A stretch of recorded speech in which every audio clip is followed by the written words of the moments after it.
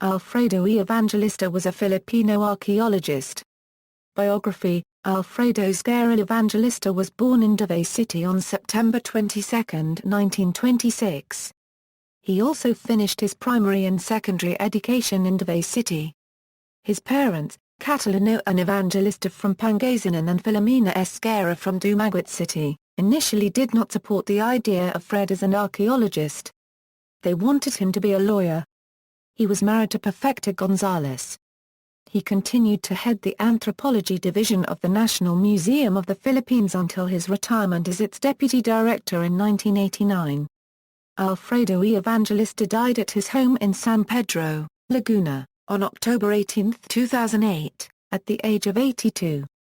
Educational background: Evangelista obtained his master's degree in anthropology in 1959 from the University of Chicago under the Fulbright program. He joined the National Museum of the Philippines following his graduation from Chicago.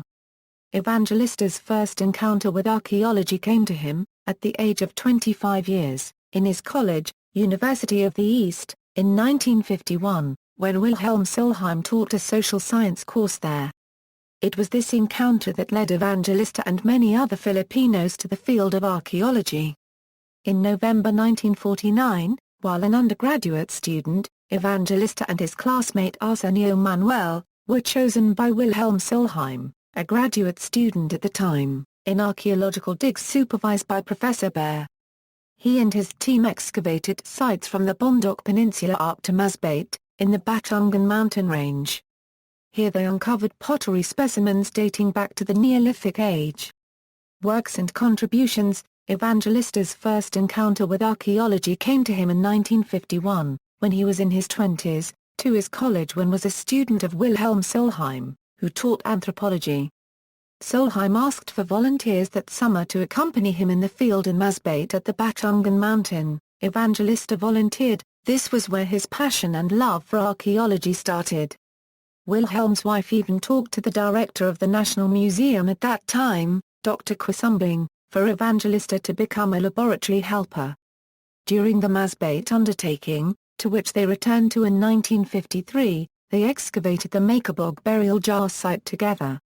Evangelista also assisted Solheim when they uncovered the Colonau Cave site in 1951 and worked together the entire excavation in 1951 and 1953.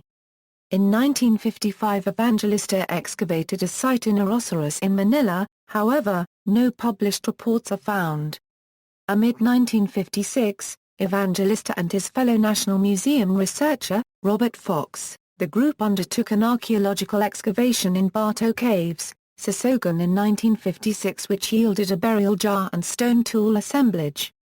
During 1957 Evangelista excavated Karangla, Nueva Ecija. Probable Neolithic jar burial site was known to have lithic tools, however, no porcelain, stoneware or metal. This site is, according to Solheim, so far inland in northern Luzon has always been a puzzle.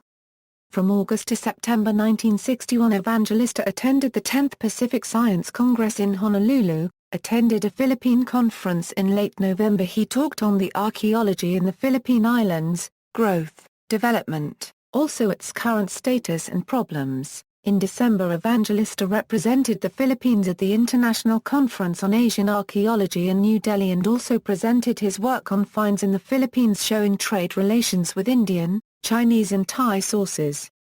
From July 1973 to August 1991 Wilhelm Solheim visited him in the director's office often and saw that he was very busy in running the museum without the official position, due to the official director disliking Evangelista and thus preventing him from getting promoted.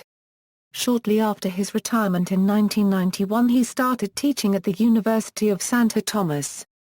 It is obvious from his partial bibliography that I have been able to assemble that he was a very talented man.